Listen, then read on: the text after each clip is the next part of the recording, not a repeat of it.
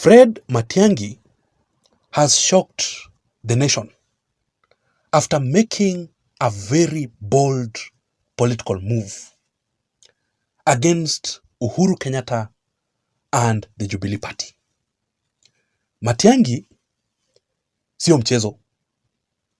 Uhuru Kenyatta is now left totally confused because Uhuru Kenyatta's political calculations with Fred Matiang'i in the Jubilee Party ahead of the 2027 general elections is officially over.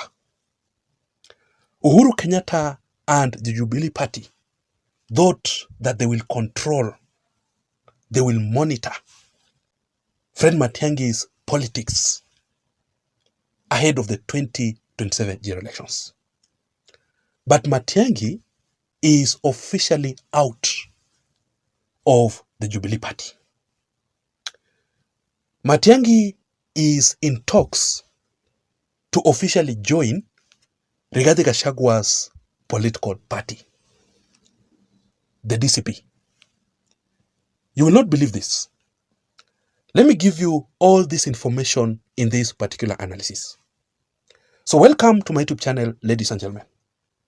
My name is Jason, and of course, you're listening to Jason Vibes Radio, political channel. But before we proceed, a very quick reminder that if you're listening to me and you haven't subscribed to my YouTube channel, I want you to take only 1 second right now and hit the subscribe button down below for you to receive daily political analysis from my channel and also the best political analysis. Thank you for your support. I want to really congratulate Fred Matiang'i on his bold political move. Nobody expected this. Because number one, for not accepting to be Uhuru Kenyatta's project in 2027. That is a bold move. If Uhuru Kenyatta totally failed to make Raila Odinga to be the president of Kenya in the previous elections, when Uhuru Kenyatta was still in power as the president of Kenya with all the government machinery, the deep state, the system, how then will it be possible for Uhuru Kenyatta to make Matiang'i to be the president in 2027? Now that Uhuru is out of power, with Uhuru Kenyatta's declining popularity, especially in the Mount Kenya region, it is not possible at all. And I would really advise Matiang'i, it is better for Fred Matiang'i to even depend on someone like the former DP, Rigathi Gachagua, more than Uhuru Kenyatta.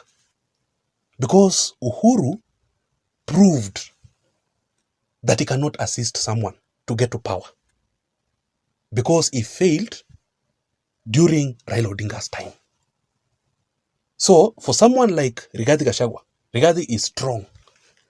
Rigathi has the popularity in the Mount Kenya region. Rigathi Gachagwa's political party is still fresh. A very new political party that is gaining momentum each and every single day, especially in the Mount Kenya region. So it is better for Matiang'i to associate more with Rigathi and Kalonzo Musyoka more than Uhuru Kenyatta. That's my take. And there are those that feel you are an Uhuru Kenyatta project. Let me ask you, Sam. You are an intelligent person, very well educated and experienced person. What does that actually mean in practical sense? There are many things that are bandied around. When I was younger, a little more impatient, I used to tell people, there are things that people tell you that when you sit back and analyze them, they won't make sense even to a fool. What does that mean to be someone's project? What does that mean? It's an indelible historical fact that Uhuru Kenyatta appointed me to his cabinet, and I served in his cabinet for 10 years in 3 significant portfolios. and gave me additional responsibilities and so on. But by the way, cumulatively for the 10 years Uhuru was president, he appointed close to 30 or so people to his cabinet. Some of them are serving in cabinet to this day. Others have risen to other responsibilities and so on. So am I a project by dint of the fact that I served in Uhuru's cabinet? And if it's a question of service and so on, why are you not asking me if I'm World Bank's project? Because I've just come from the World Bank. Number two, I want to congratulate Matiangi for finally accepting to work with Rigathi and Kalonzo Musyoka, united. That is why Matiangi, Kalonzo, and Rigathi Gachagua have been conducting very successful political rallies. Recently, you have seen the turnout. Matiangi, Kalonzo, Rigathi, and all the opposition leaders united. They conducted several political rallies in Narok, and on Thursday, they were in the Western region on Thursday and Friday.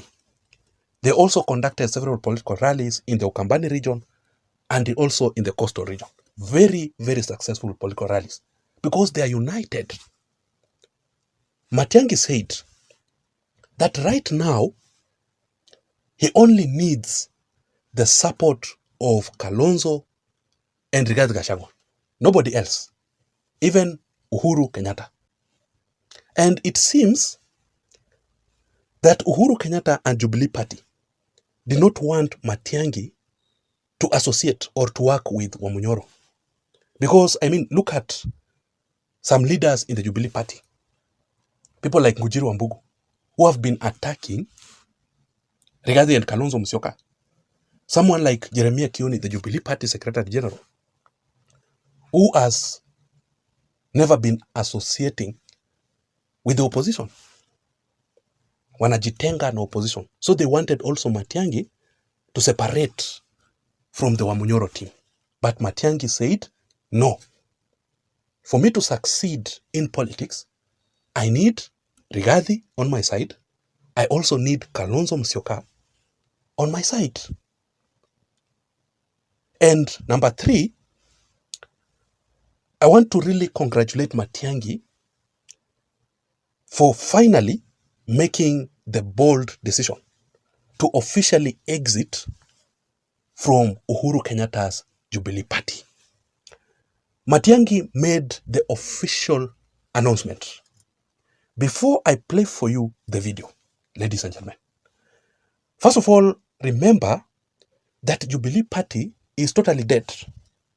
Of course, Jubilee Party is not a political party that can make Matiangi to be the president of the Republic of Kenya. That is the honest truth. What Uhuru Kenyatta and Jubilee Party leaders have been trying to do in the recent past is to resuscitate Jubilee Party, to take over the Mount Kenya region politics, because Uhuru Kenyatta wants to play a critical role in the politics of Kenya in 2027 elections. But imekataa. Majority of the Kikuyus currently, as we speak, are in Rigathi Gachagua's DCP.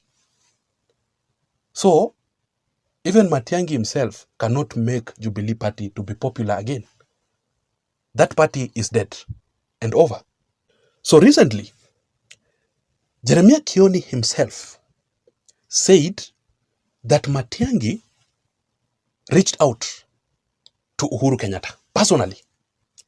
And he told Uhuru Kenyatta that I need your support because I want to run for presidency in 2027 through your political party, the Jubilee Party.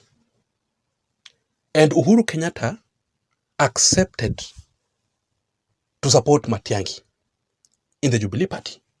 Let me read for you this statement from Jeremiah Kioni. He said, Friend Matiangi is the one who reached out.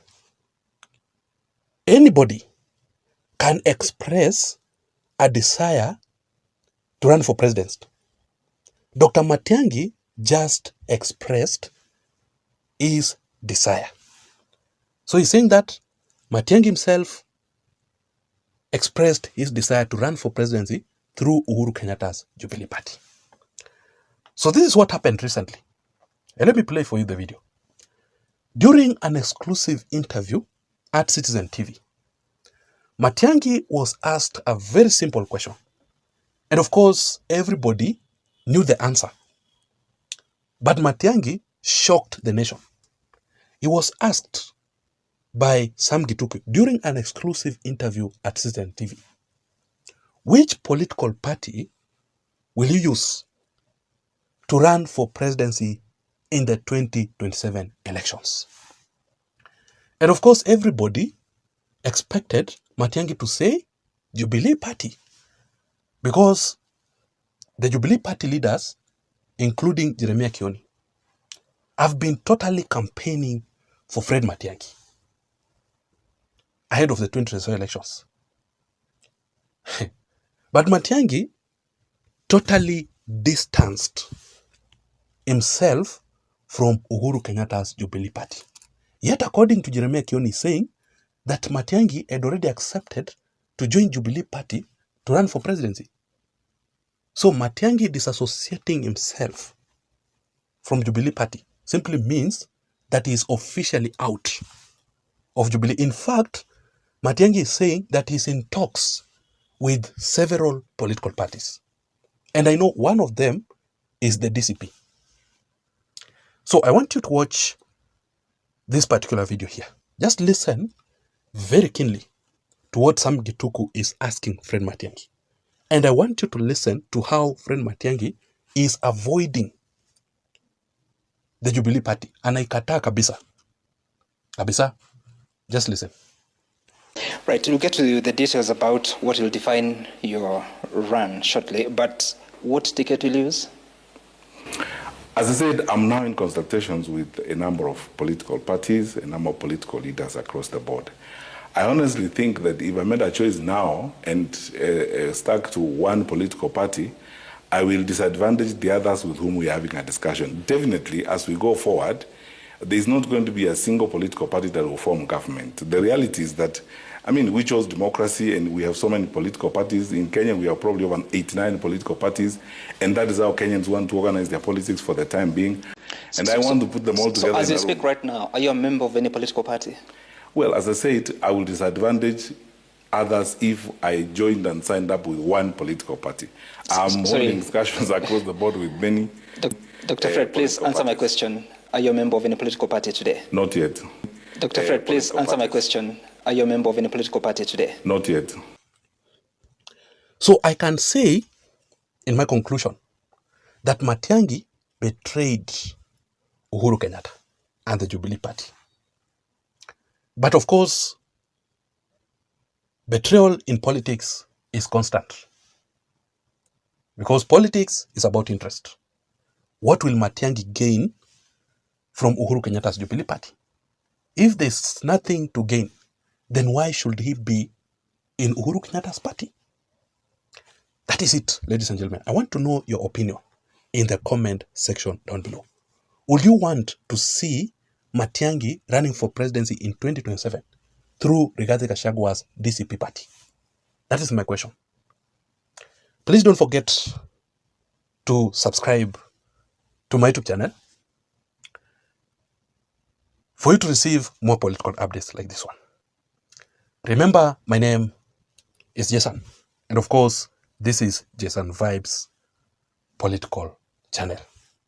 Ladies and gentlemen, that has been my time, and thank you so much for listening to me.